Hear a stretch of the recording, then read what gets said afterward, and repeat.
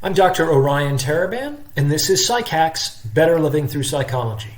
And the subject of today's short talk is work is an auction house.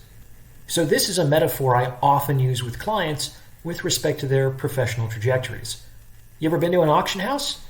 There's something for sale, people are bidding, and the lot ultimately goes to whoever offers the highest amount. Okay. If you win a lot in an auction house, it means that you overpaid. Why? Because, by definition, you were the only person in the room who thought that lot was worth that much. No one else thought it was that valuable, and that's why you won. On some level, overpaying is the price you pay to secure the privilege of winning. However, in the vast majority of cases, you probably could have bought the same lot for less money. The issue is, of course, that you don't know how much less money you could have used to buy that lot. It could have been $1 less, it could have been $1 million less. But you almost certainly could have saved some money on that transaction. And this excessive spending isn't that big of a deal if you're only going to the auction house every once in a while. But if you're going there every single day to bid on multiple lots, the extent to which you're overpaying can create a significant liability for you over time because we don't have infinite resources. We all have a finite store of time, energy, and money. And if you're overpaying on 10 lots, that might mean that you're not going to be competitive for the 11th.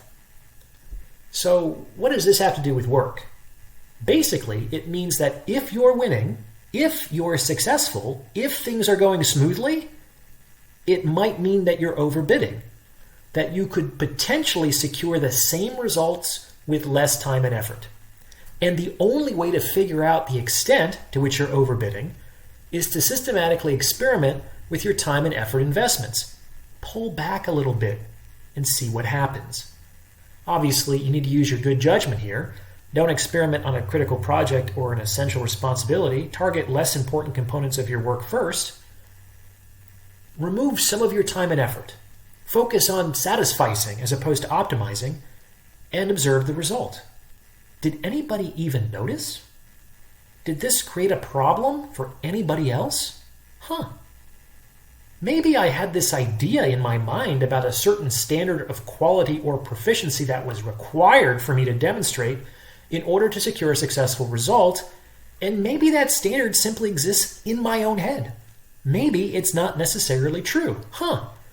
Well, in what other aspects of my work or life am I overpaying in terms of time, energy, or emotional investment in order to get the same result? And when we begin to be a bit more deliberate and systematic about how we choose to allocate our time and energy, then we actually liberate some of those resources to be productively invested in other aspects of our lives, which makes our lives, not just our work, more varied, interesting, and rewarding. Something to keep in mind. And remember that if pulling back really creates an issue, trust that people will let you know. It's just like in sports. Unless the foul is really flagrant, the ref isn't going to go straight for the red card. Usually it's just a whistle. And if you don't hear anything, assume the ball is still in play. Thanks for listening. If you have a topic you'd like discussed in a future episode or would like to schedule a consultation, you can reach me at psychackspodcast@gmail.com. Talk to you soon.